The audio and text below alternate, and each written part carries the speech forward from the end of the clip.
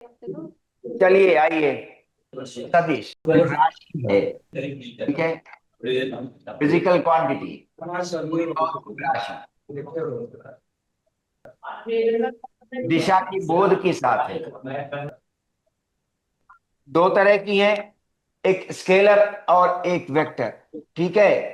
केवल अगर मान का बोध होता है यदि, तो स्केलर क्वांटिटी, और अगर मान और दिशा दोनों का बोध हो रहा है कि वैल्यू भी है, ठीक है, मैग्नीट्यूड, और दिशा भी है, तो वेक्टर कहलाएगी दिशा बोध के साथ। अब एक्स एक्सेस पर माने हम कि एक्स एक्सेस की दिशा में 5 न्यूटन फोर्स लगा, तो ऐसे व्यक्त कर रहे हैं ओ से पी तक, ठीक है। 1 2 3 4 और 5, 5 न्यूटन ओपी। तो ओपी वेक्टर क्या रिप्रेजेंट कर रहा है? ओपी वेक्टर रिप्रेजेंट कर रहा है क्या? 5 न्यूटन फोर्स, ठीक है। ऐसे ये वेक्टर का काम होगा, ठीक है, लिखने का। 5 न्यूटन फोर्स अलोंग किस तरफ? The x axis, along the x axis, ऐसे। क्लियर? अब इसी में से यदि केवल एक इकाई के बराबर ले लें, यहां तक आए P1 तक, ठीक है, तो ओ P1 यूनिट वेक्टर एक इकाई का सदिश आएगा, ठीक है। तो ओ P1, ये इस पर ऐसे कैप लगा देते हैं, ओ P1, तो ये इकाई सदिश बनेगा, इकाई सदिश, ठीक है, यूनिट वेक्टर बनेगा, इकाई सदिश, ठीक है। क्या हुआ? ऐसे में पता चला कि इसका मान 1 न्यूटन के बराबर है ना। इसका मान 1 इकाई, या इस केस में जिसमें ये 5 न्यूटन का फोर्स दर्शा रही थी वेक्टर ओपी, तो OP1 1 न्यूटन का फोर्स दर्शाएगी। मान कितना होगा? 1 इकाई के बराबर होगा। इकाई वेक्टर क्या होता है? उसका मान 1 इकाई के बराबर होता है। एक, और ये 5 थे, तो यूनिट वेक्टर। तो ये बात ध्यान रहे कि ओपी वेक्टर को हम कैसे लिख सकते हैं? ऐसे ना, कि अगर हम OP1 इस इकाई वेक्टर में हम 5 मल्टीप्लाई कर दें, तो क्या हो जाएगा? यही वेक्टर बन जाएगी, ठीक है। तो ये क्या है? 5 क्या है? 5 इस ओपी वेक्टर का पूरा मान था। 5 ओपी वेक्टर का, जिसको मैग्नीट्यूड मॉड से लिखते हो, वो पूरा मान था, ठीक है, 5। और ये फिर से यूनिट लग गई, तो पता चला कि वेक्टर का मान लेकर यदि हम उसमें इकाई सदिश मल्टीप्लाई कर ले रहे हैं, तो वेक्टर मिल जा रहा है। तो जनरल फॉर्म हमारा क्या बनेगा? इन जनरल हम ये कहते हैं क्या, सामान्य तौर पर या व्यापक तौर पर ये बात आएगी इन जनरल, कि कोई वेक्टर ए, एक सदिश हमेशा कैसा होता है? उसका मान जितना हो वो, और उसमें इकाई वेक्टर और आ जाए, ठीक है। तो यहां से ये भी ध्यान रखेंगे कि इकाई वेक्टर कितनी होती है, इकाई सदिश कितना होता है। वेक्टर को उसके मैग्नीट्यूड से, उसके मान से भाग दे दें। देखो इतना लिखो, लिखना भी है, ठीक है। तो अभी हमने देखा कि अगर किसी भौतिक राशि में मान के अलावा समय, जैसे देखें, केवल मान है 2 घंटा, 3 घंटा, 5 सेकेंड, 10 मिनट, केवल मान का बोध कराता है, दिशा का बोध नहीं कराता। कोई कहे 11 बज गए हैं, तो कहने पूर्व दिशा का बोध हो रहा है। नहीं, ऐसा कुछ नहीं, ठीक है। दिशा बोध की बात नहीं आ रही है, ठीक है। मास ले रहे हैं द्रव्यमान, 5 किलो, 10 किलो, 50 किलो, केवल द्रव्यमान क्या करा रहा है? मान का बोध करा रहा है। अब उसके बाद बात आई किसकी? भार की। तो अगर भार की बात आती है, वजन की बात आती है, तो mg की जब बात आई, वेट की बात आई, तो उसमें दिशा आई क्या, कि towards the centre of the earth, ठीक है, towards the centre of the earth, पृथ्वी के केंद्र की ओर, तो इसको दिशा मिली। अगर हम विस्थापन की बात कर रहे हैं तो हम कह रहे हैं कि ए से बी गए और बी से सी गए, तो विस्थापन क्या है, ए से सी है, दिशा बोध के साथ आया, तो ए सी दिशा के साथ आया, ठीक है। और तब वो विस्थापन है, क्लियर। दूरी क्या है, दूरी जो हमने चली वो ए से बी चली, बी से सी चली, तो दूरी कितनी है, A B plus B C, लेकिन विस्थापन क्या है, ए सी, ठीक है, जो A B plus B C के बराबर नहीं है, A B plus B C से कम रह गया है, ठीक है, क्लियर। तो हम ये पा रहे हैं कि अब हमें जो क्लास 12th में फिजिकल क्वांटिटीज भौतिक राशियां पढ़नी है, उनमें दिशा बोध सम्मिलित है हर जगह। तो दिशा बोध के साथ जब हम वेक्टर्स करेंगे तो हमें उनकी अलजेब्रा चाहिए वेक्टर की, ठीक है, कि कैसे जोड़ते हैं, कैसे घटाते हैं, कैसे मल्टीप्लाई करते हैं, जोड़ घटाना और मल्टीप्लिकेशन, प्रोडक्ट ऑफ वेक्टर्स। तो वेक्टर अलजेब्रा में हम क्या सीखने जा रहे हैं, बेसिक, बेसिक के साथ साथ, ठीक है, वेक्टर अलजेब्रा में क्या टॉपिक बनेंगे जरा लिखो।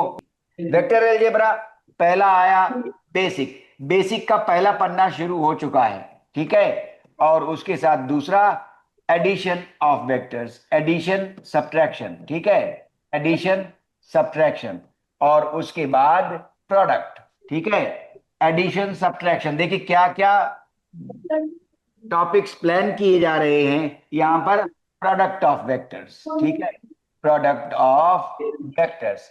जनरली अभी फिजिक्स के लिए जो हम काम कर रहे होंगे उसमें टू वेक्टर्स हैं, ठीक है, प्रोडक्ट ऑफ वेक्टर्स। तो टू वेक्टर्स, दो वेक्टर्स का प्रोडक्ट कैसे आएगा ये देखना है, ठीक है। ये तीन टॉपिक हैं वेक्टर अलजेब्रा के, बेसिक रहेगा। बेसिक में अभी मैंने आपको एक तथ्य बताया, क्या, कि अगर हम कह रहे हैं कि हमने 5 न्यूटन का फोर्स एक्स एक्सेस की दिशा में लगाया है, तो हम उसे ऐसे व्यक्त कर सकते हैं, ओपी 1 2 3 4 और 5। तो ओपी वेक्टर जो आया है सदिश, वो क्या कह रहा है, 5 न्यूटन का फोर्स है, ठीक है, 5 न्यूटन का फोर्स किस तरफ, अलोंग, ठीक है, X axis, along the X access.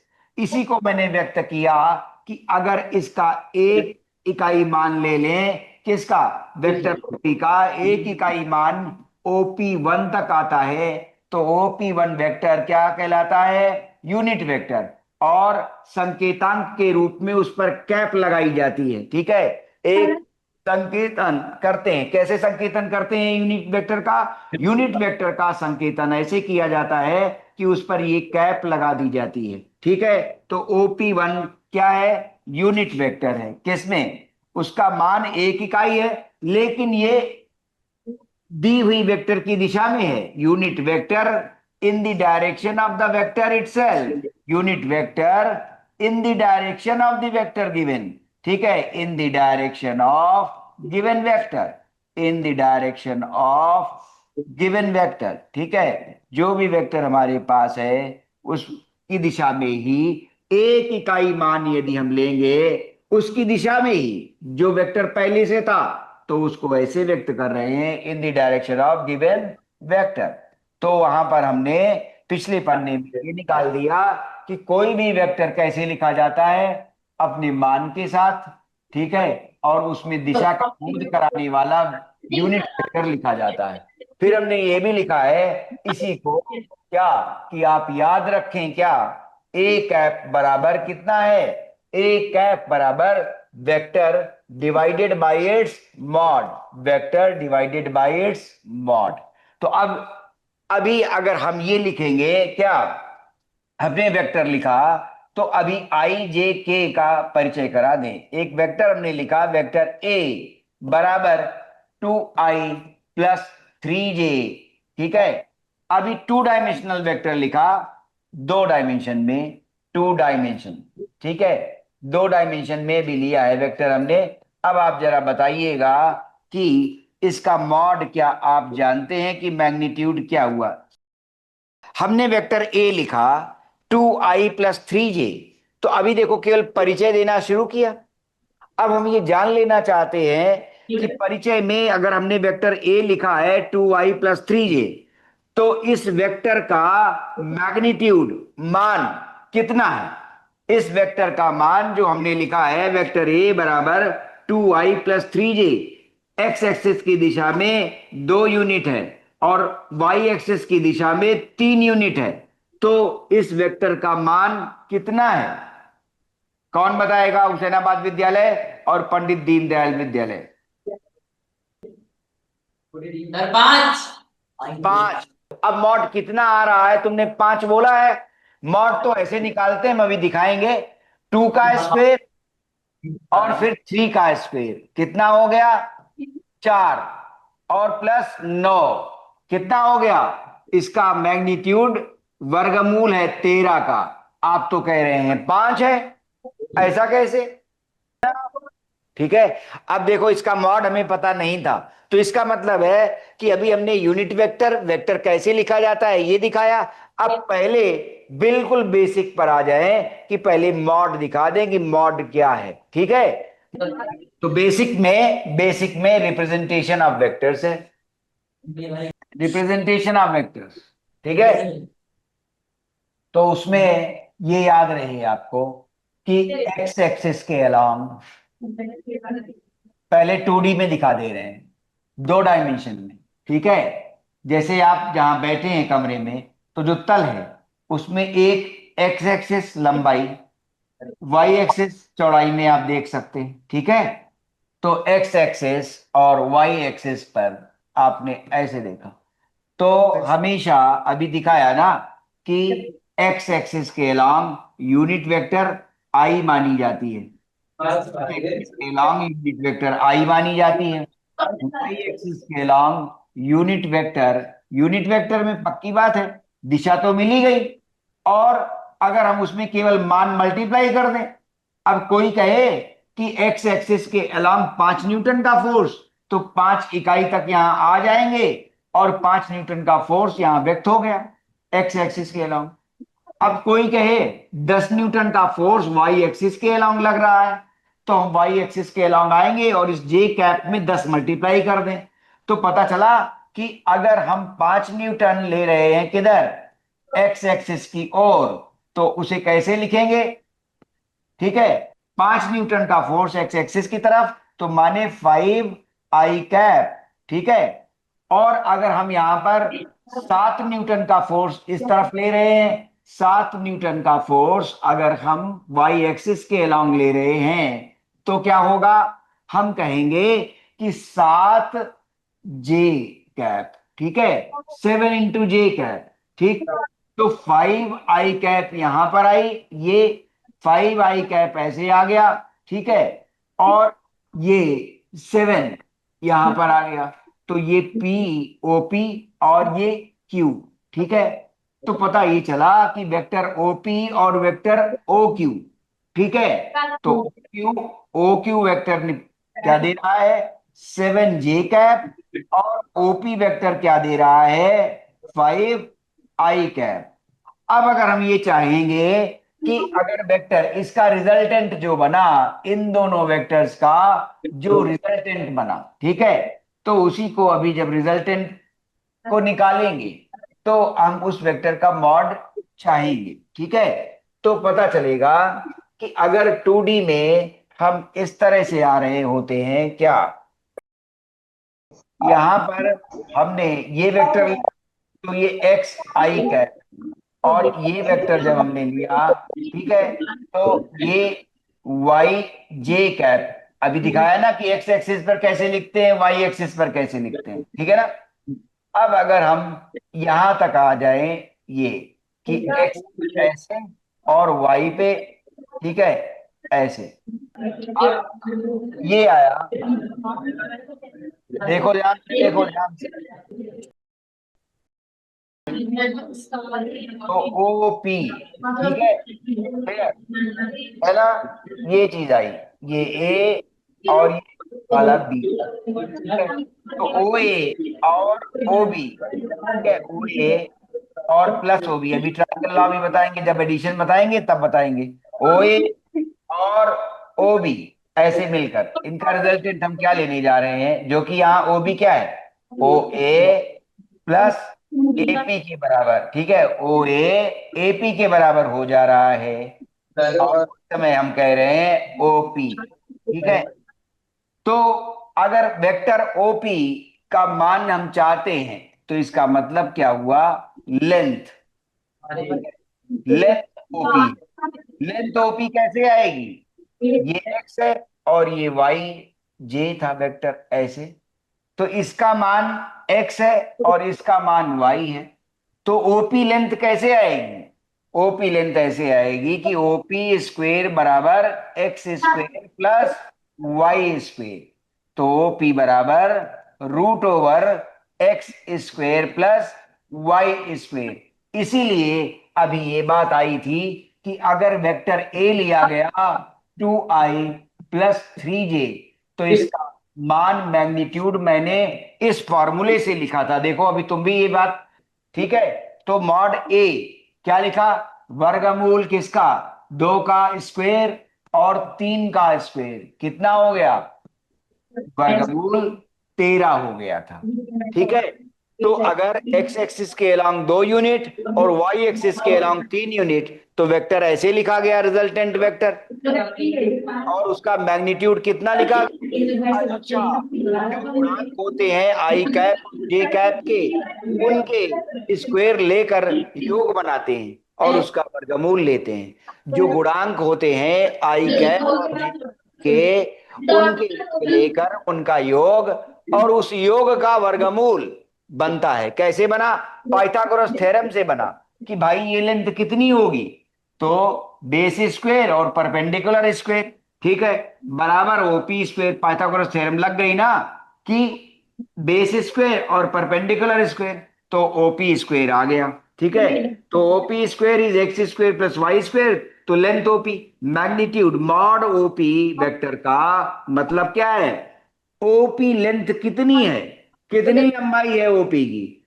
तो ये जानना चाहते हैं। मैग्नीट्यूड केवल उस लंबाई को व्यक्त करेगा सदिश के, ठीक है, जो उसका मान रहता है। ठीक है, मान कितना था, ठीक है, ये ध्यान देना होगा। ठीक, तो अब उस मान को कैसे निकालें कि अगर 2 यूनिट एक्स एक्सिस के अलोंग गया है फोर्स और 3 यूनिट वाई एक्सिस के अलोंग फोर्स गया है, तो पूरा वेक्टर अगर ये है तो टोटल मैग्नीट्यूड कितना बना इस वेक्टर का, रिजल्टेंट फोर्स कितना है, तो रिजल्टेंट फोर्स वर्गमूल 13 के बराबर है, और निकाला कैसे जाता है, एक्स स्क्वायर वाई स्क्वायर, हम अभी 3D में भी दिखा दे रहे हैं। तो आगे बढ़े, 3 डायमेंशन का वेक्टर उसका मैग्नीट्यूड कैसे लेते हैं, देखो अब 3 डायमेंशन के लिए ऐसे, X axis, Y axis, Z axis, ठीक है, तो ये 3 डायमेंशन का वेक्टर देख लीजिए, 3D वेक्टर, 3 डायमेंशन का वेक्टर अगर आएगा तो कैसे आएगा? अब उसमें ऐसे लिखना चाहते हैं, जैसे एग्जाम्पल ले रहे हैं क्या, vector A is 2i cap, ठीक है, प्लस 3j कैप, ऐसा, अगर ऐसा वेक्टर है तो पहले किधर लेते हैं, आई कैप एक्स एक्सिस के अलावा, Y J cap Y axis के अलावा, तो के कैप किधर लेते हैं, जेड एक्सिस के अलावा। ठीक है, एक्स वाई, देखो ये आई कैप, ये जे कैप आएगा, और ये, ठीक है, ये इसने ऐसा कोई वेक्टर ले लिया है ऐसे, तो ये वेक्टर हमें कैसे दिखेगा, लंबाई चौड़ाई दोनों साइड, ठीक है, ऐसे ड्रॉप कर दिया, ये वेक्टर ऐसे आ, तो ये एक्स की तरफ, ये वाई की तरफ,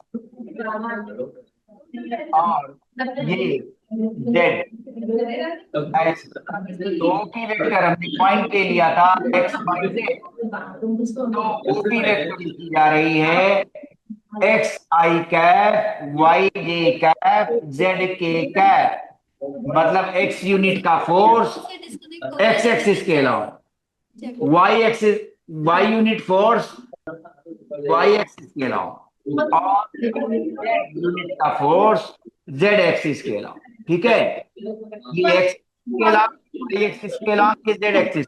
क्यों? आई कैप जे कैप के कैप किधर है? एक्सिस वाई एक्सिस तो जेड एक्सिस के अलावा। तो अब यहाँ पर ओपी का मॉड कैसे आएगा?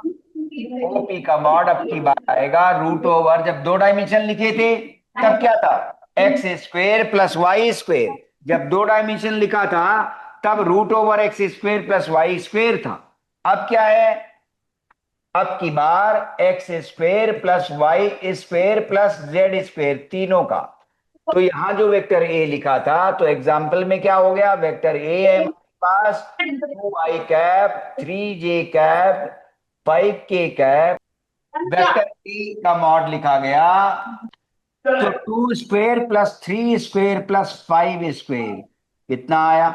उसे भी यहां पर दिखा भी देंगे कि ये कैसे आ रहा है। ठीक है, ओपी देखो, एक्स और वाई का ये आ गया root over x square Y square यहां आ जाएगा, और जब इसका स्क्वेयर करोगे ये यहाँ पर 90 डिग्री पर पड़ा हुआ है, और ये स्क्वेयर करोगे तो ओपी स्क्वेयर आ जाएगा। तो हम क्या देख पा रहे हैं कि ओपी स्क्वेयर कैसे आया? ओपी स्क्वेयर आया root over x square plus Y square, ये जो वेक्टर पड़ा हुआ है इसका स्क्वेयर, और ये ऊपर जो वेक्टर आ रहा है जेड स्क्वेयर। तो क्या आ गया? X square plus Y square, वर्गमूल का वर्ग कर दिया तो वर्गमूल हट गया, और ये जेड स्क्वेयर आ गया। तो ओपी बराबर कितना आ गया? Root over x square plus Y square plus Z square. तो थ्री डायमेंशन वेक्टर में हम उसका मान इस तरह से निकालते हैं, थ्री डायमेंशनल वेक्टर में हम उसका मान इस तरह से निकालते हैं। ये ध्यान आया? तो एग्जाम्पल में क्या हुआ? 4 9 और 25। ठीक है, कितना हो गया? वर्गमूल। ठीक, 25 4 29 एक 30 8 38। ठीक है, 38 यूनिट आ गया, 38 इकाई के बराबर। ठीक है, कि थ्री डायमेंशन में वेक्टर कैसे रिप्रेजेंट किया जाएगा और उसका मान कैसे बनता है। तो अब की थ्री डायमेंशन में एक्स एक्सिस का गुणांक, एक्स का कोफिशिएंट, आई कैप का गुणांक, जे कैप का गुणांक और के कैप का गुणांक, सभी के वर्ग करते हैं, उनका योग लेते हैं, योग का वर्गमूल लेते हैं। क्या?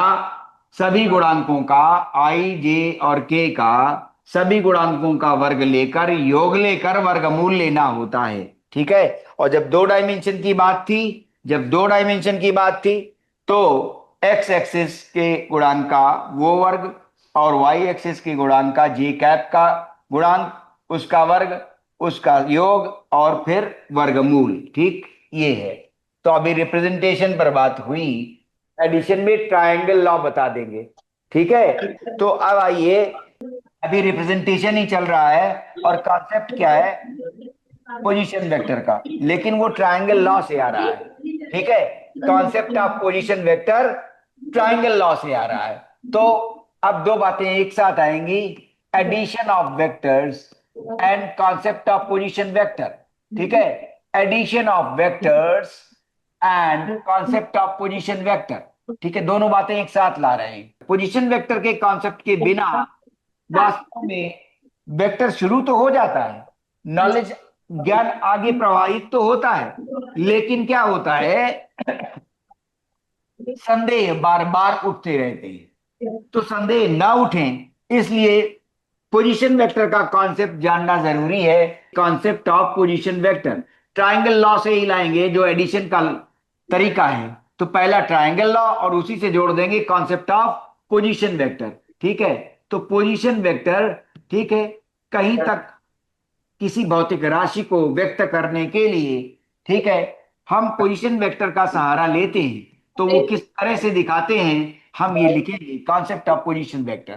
तो पहले एडिशन की बात कर रहे हैं। ठीक है, तो एडिशन में देखिए, कि अगर आपसे कोई कहे क्या कि 5 न्यूटन का फोर्स ऐसे और फिर इसी दिशा में दूसरा फोर्स भी है और वो यहां से ओ से पी तक है, ठीक है, ओ से पी तक, और वो 5 न्यूटन का, ठीक है, ओ से पी तक 5 न्यूटन, और फिर उसी दिशा में ओपी की दिशा में ही एक फोर्स और है, और वो कितना है, ओ क्यू। ओ क्यू कितना है, ओ क्यू के लिए इन्होंने कहा कि वो न्यूटन के बराबर है, ठीक है। तो जब एक ही दिशा में फोर्स है तो ऐड करना आसान हो गया, एक ही दिशा में फोर्स है तो ऐड करना आसान हो गया क्या, साधारण सी बात है। दीपक 5 न्यूटन का फोर्स लगा रहा है संदूक पर, 7 न्यूटन का फोर्स लगा रहा है, दोनों एक ही दिशा में बल लगा रहे हैं, दोनों एक ही दिशा में बल लगा रहे हैं, अंदाज लग जाएगा। तो 5 और 7 जुड़कर 12 न्यूटन हो गया, ठीक है ना।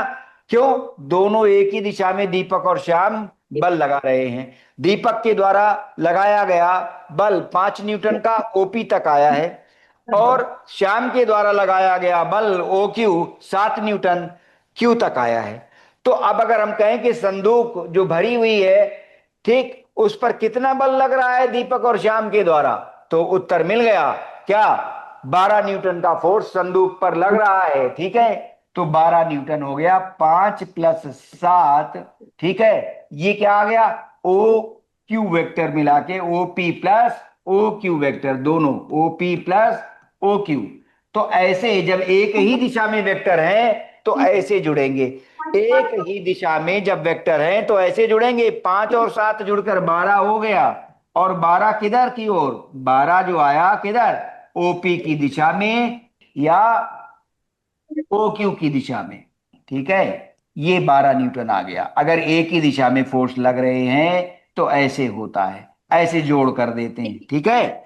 अब यही होता क्या कि 7 न्यूटन का फोर्स श्याम ओ क्यू दिशा में लगा रहा है, ठीक है, ये पहला केस, एक ही दिशा, ठीक है। अब विपरीत दिशा, तो विपरीत दिशा में कैसे, ठीक है। तो अब आ रहे हैं विपरीत दिशा में, श्याम ने ओ क्यू दिशा में 7 न्यूटन का फोर्स लगाया, और दीपक ने 5 न्यूटन का फोर्स उल्टी दिशा में लगा दिया। संदूक पर फोर्स श्याम ने इधर की ओर लगाया 7 न्यूटन, और दीपक ने उधर से इस ओर लगा दिया 5 न्यूटन। तो क्या 12 न्यूटन होगा, बोलो, क्या 12 न्यूटन फोर्स होगा। तो अब उसको देखो कैसे हुआ, विपरीत दिशा। तो विपरीत दिशा में अगर हम वेक्टर जोड़ते हैं तो कैसे जुड़ेंगे, 7 न्यूटन ओ क्यू फोर्स आ गया, ओ क्यू 7 आ गया, ओपी। अब ओपी इस तरफ, ठीक है, ये ओपी की जगह अब की पीओ हो गया 5 न्यूटन, ठीक है, इधर पीओ, और ये आया क्या, यहां से यहां तक ये 7 न्यूटन। तो अब प्रश्न आया कि ओपी और पीओ में फर्क क्या है, तो यहां पर अभी रिप्रेजेंटेशन पर बात कर रहे थे। तो अगर वेक्टर ए ऐसे लिखा जाता है क्या, वो लिखा गया दिशा ओपी में, ठीक है। तो पीओ की दिशा जो बनेगी, ये ओपी की तरफ चला ऐसे ओपी। अगर हमें पीओ लिखना होता तो माइनस वेक्टर बन जाएगा, नेगेटिव, विपरीत हो गई ना दिशा। तो अब की बार हम कहेंगे कि अब ओपी के लिए हम इस दिशा में आ गए हैं, पी से ओ की ओर। अब पी से ओ की ओर आ गए तो ये -a वेक्टर है, देखो। तो अब क्या हुआ, अब हमें जोड़ना है, तो 7 न्यूटन इधर था दाईं ओर, और 5 न्यूटन बाईं ओर था, तो उसे निगेटिव लेना पड़ा, निगेटिव लेना पड़ा, ठीक है। तो क्या उत्तर मिला, 7 + -5, क्योंकि दिशा विपरीत है। तो कितना बचा, 2, किधर, अधिक बल वाले दिशा में, ठीक है। क्यों, 7 न्यूटन जब इधर से श्याम लगाएगा फोर्स, 5 न्यूटन उधर से लगेगा, तो इधर से ज्यादा फोर्स है, तो ज्यादा फोर्स की दिशा में रिजल्टेंट, परिणामी बल ज्यादा बड़े फोर्स की दिशा में मिलेगा। तो 7 और -5 2 न्यूटन हो गया। 7 और 5 2 न्यूटन, किसकी दिशा में? 7 न्यूटन की दिशा में। 7 न्यूटन की दिशा में, ठीक है, 7 न्यूटन की दिशा में। तो परिणामी बल ऐसे मिला। हो गया। तो ध्यान रहे, आज एडिशन शुरू हुआ, वेक्टर दिखाया कि एक ही दिशा में कैसे जोड़ते हो। अगर विपरीत दिशा में है तो उत्तर कैसे मिलता है? बड़े दिशा, जो बड़ा बल है, जो बड़ा वेक्टर है, उसकी दिशा में रिजल्टेंट वेक्टर मिलता है। कब? जब एक एक दिशा में हो और दूसरा विपरीत दिशा में हो। तो जोड़ ऐसे होगा, 7 + -5, और यहां दोनों एक ही दिशा में थे, इसलिए ओपी या ओ क्यू की दिशा में 12 न्यूटन था। ठीक है, आज यही रोकते हैं। Okay, thank you so much.